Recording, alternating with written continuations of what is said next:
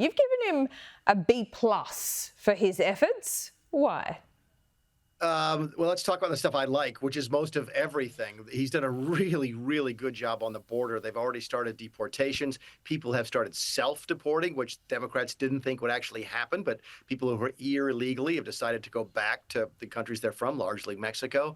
And he's stopped the influx of new illegal immigration. The entire attitude about immigration here changed almost overnight. I talked to my European friends like, oh, what are we going to do about our migration problems? I'm like, if you change your policies, it will change. And that's what we've done. So it's been a dramatic turnabout here. Some of the things he's done on personnel have been great. Here's what I think he's messed up with, and the reason I can't give him a solid A or A+. The decision to pardon the violent January 6 offenders is going to come back to haunt him.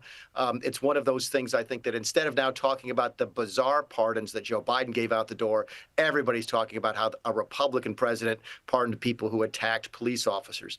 The other thing that I think he's done that is going to cause him difficulty, could cause him difficulty, I hope that it doesn't, Laura, because some of these are friends of mine, but he pulled the security details for John Bolton and for Mike Pompeo. These are people that worked with Donald Trump in the White House, and because of the work they did, are on an Iranian kill list. And for whatever reason, Donald Trump pulled their publicly funded Secret Service details this week. I don't know why those two things happened. That's what's preventing him from having a perfect first week, I think.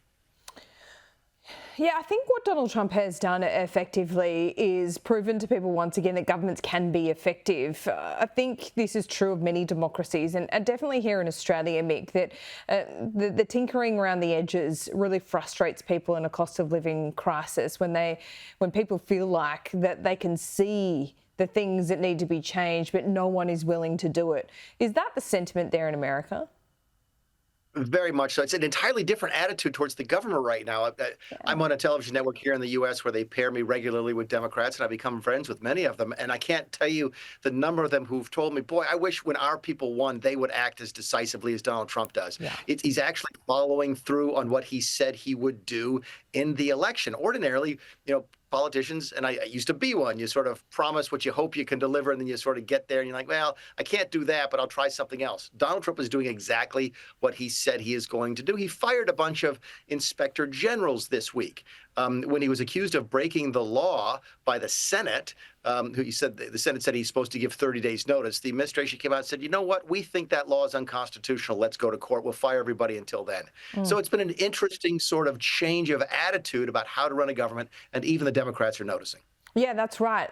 Also, Donald Trump, his picks for running certain departments, they all need to be confirmed through Congress. That is slowly and steadily starting to happen. But there are a few that haven't happened yet. Is he going to get what he wants here, or might he lose a few people along the way? Oh, I know these names are not going to register, I know, with a lot of your audience, but here, the folks who are the political junkies, it's popcorn week. It's grab a bowl of popcorn and watch TV all day, because it's Bobby Kennedy this week, Tulsi Gabbard, who is being nominated for the Director of the National Intelligence, and Kash Patel, who's nominated to head our FBI. Again, names you're probably not familiar with down there, but these are going to be probably the highest profile of all of the hearings, up to and including Pete Hegseth for Department of Defense next week.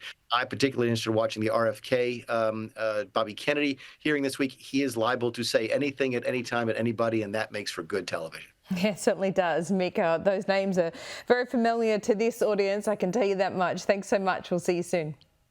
Thanks, Laura.